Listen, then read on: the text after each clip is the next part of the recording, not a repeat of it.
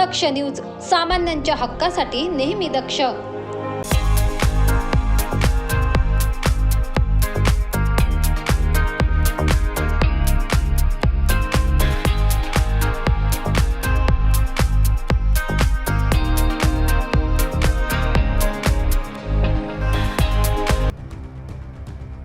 केंद्र शासनातर्फे 2009 मध्ये आर्थिक व दुर्बल घटकातील बालकांसाठी शिक्षण हक्क कायदा आणला गेला.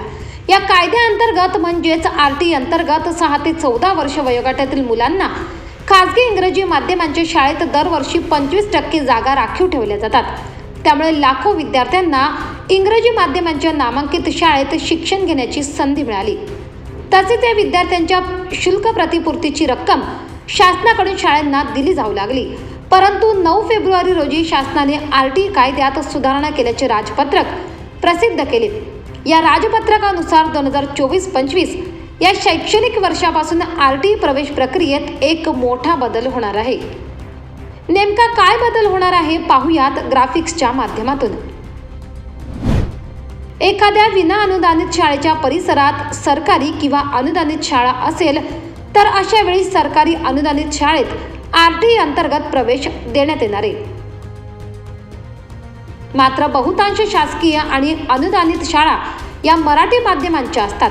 त्यामुळे आरटी अंतर्गत विद्यार्थ्यांना इंग्रजी माध्यमांच्या शाळेतील प्रवेशाच्या संधी आता कमी होणार आहेत.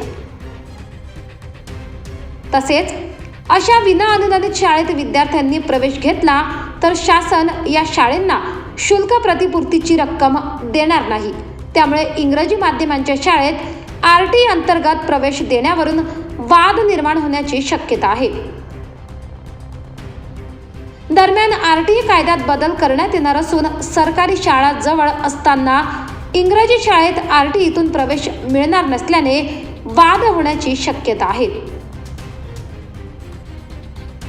करण सिंग बावरी, दक्ष न्यूज, नाशिक.